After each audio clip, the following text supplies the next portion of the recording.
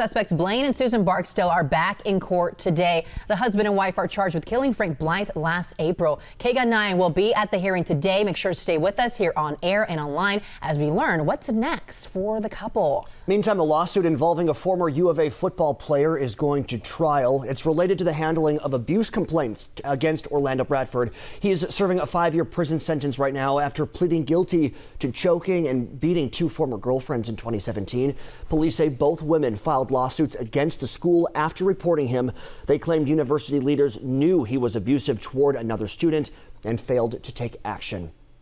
Most of Arizona's counties are now speaking out about the possible closure of the state prison in Florence, which holds close to 4,000 inmates. Leaders say their jails would not be able to accommodate inmates being moved.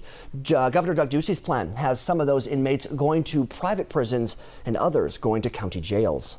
2 more counties in Arizona are calling themselves Second Amendment sanctuary counties. La Paz and Yavapai County supervisors say they will not spend public money or use other government resources to enforce laws that unconstitutionally infringe on gun rights. Now, the measures have no or little real legal effect.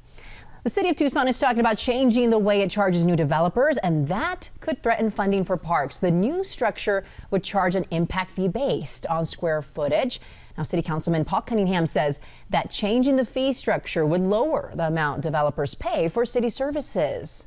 If you're planning on hosting an event with more than 10 people in a park, Tucson police are reminding you, hey, you've got to have a permit. In a Twitter post, police say sharing homemade or store-bought food to 10 people or more without that permit, it's actually against the law. Do you know that? It's only legal in 2 Tucson parks to share food, even if you have that permit. Those parks are Santa Rita and Armory as well. Well, an upgrade is coming to an intersection near the south side. The 5 Points intersection has served as a symbol of history for one Tucson community for decades. 9 on Your Side's Veronica Vernaccio has a look at what you can expect to see by the end of the year.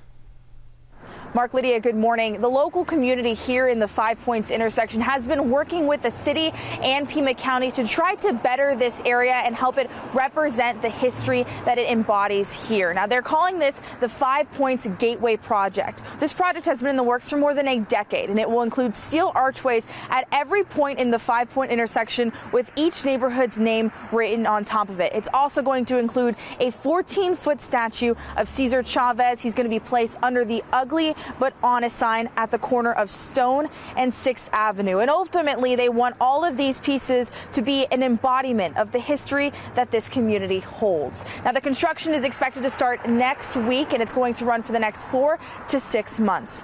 Reporting in 5 Points, Veronica Vernaccio, KGUN9 On Your Side.